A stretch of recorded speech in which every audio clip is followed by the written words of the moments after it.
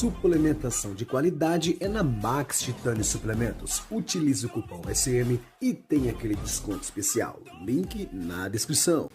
Vamos falar do Mr. Olímpia. Paulo, o que achou do Ramon? Dr. Paulo Musi comentou sobre e fez várias observações. Lembrando, se você quer assistir esse podcast completo, o link está na descrição. Vamos falar do Mr. Olímpia. Paulo, o que achou do Ramon? Cara, o que você tem pra achar do Ramon que não seja um físico excepcional? É isso, o Ramon ele tem um físico excepcional. Falar qualquer coisa ao contrário, ou botar defeito no físico dele, é tolice, né? Não tem sentido. E eu acho que a decisão daquilo que é o primeiro colocado do Olímpia é um problema gigantesco, pessoal. Porque quando você olha o que são os critérios para avaliação, então, volume, definição, proporcionalidade, simetria, né? Eles são critérios que esses caras eles atingem 100%. Né? Como que você vai fazer? Né? E aí, como é que faz para você conseguir definir quem é o melhor? Eu sinceramente, humildemente, eu não tenho condição de fazer esse julgamento. Né? Eu conheço os dois primeiros colocados, né? Evidentemente que eu tenho muito mais contato com o Ramon, então eu tenho uma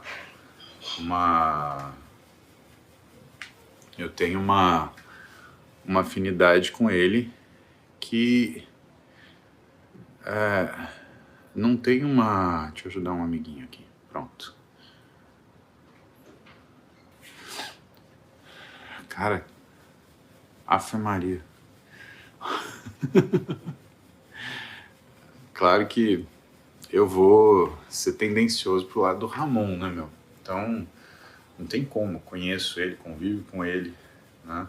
Sei do esforço dele. Tem uma série de coisas que acabam, né, contando, né? Mas eu não me julgo capaz de fazer uma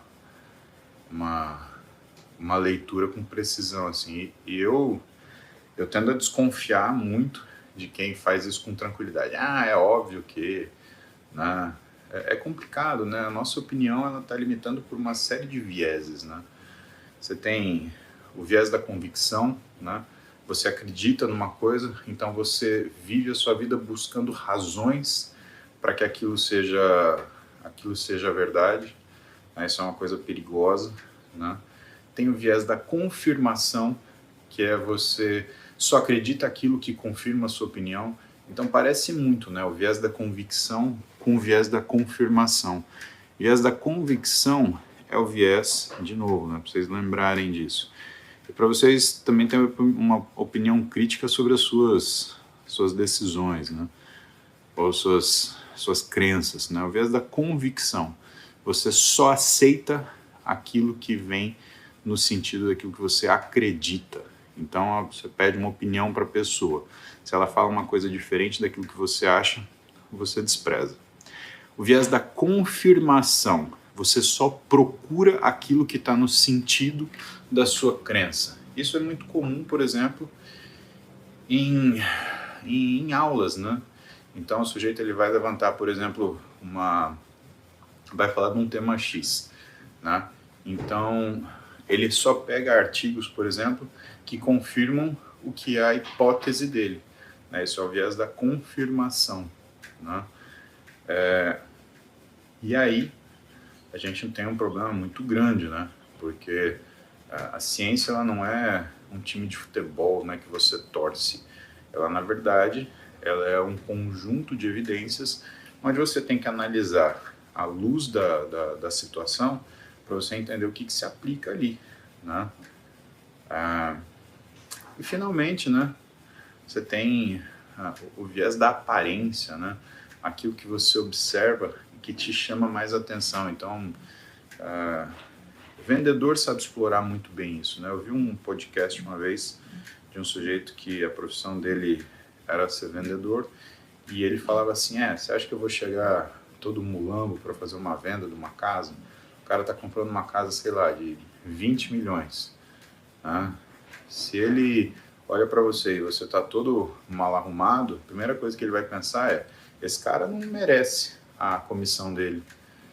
Então ele fazia o que ele fazia era cuidar muito bem da aparência, né, dele, né, em relação a roupas, a qualidade do português, né, para que a pessoa entendesse que ele estava lidando com alguém que era profissional naquilo. E às vezes a gente é deixado por enganar, né? Um caso, por exemplo, que também cai no viés da aparência, são os políticos, né? Então você olha o sujeito de terno, né, ele falando, às vezes com uma linguagem mais rebuscada, palavra difícil, né? E muitas vezes você não encontra o que são as dissonâncias cognitivas no discurso dele, né? O que é dissonância cognitiva? É a pessoa usar um argumento que fere a própria argumentação. Então ele quer provar um ponto de vista, só que ele usa um argumento que funciona contra ele, né? Gente, isso já aconteceu comigo N vezes, de eu estar conversando com uma pessoa e ela debatendo um determinado assunto e ela me faz um argumento que funciona contra ela mesma. A gente chama isso de dissonância cognitiva. Aparentemente, a aparência das pessoas, ela favorece você deixar essas coisas passarem. Então não preste atenção em como a pessoa parece, preste atenção em como ela fala, tá? E como ela organiza os pensamentos dela, tá? Lembra que o discurso não é visível, né? Você não vê o que uma pessoa fala, você compreende. Então, né, cuidado. Biblicamente, né? Grande Verdun, tá bom, parceiro? Como você tá?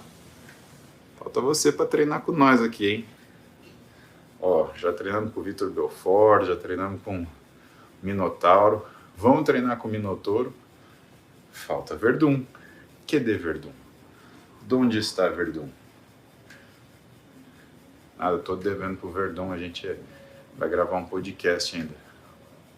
O problema é que eu ainda não consegui ir pra Floripa, né?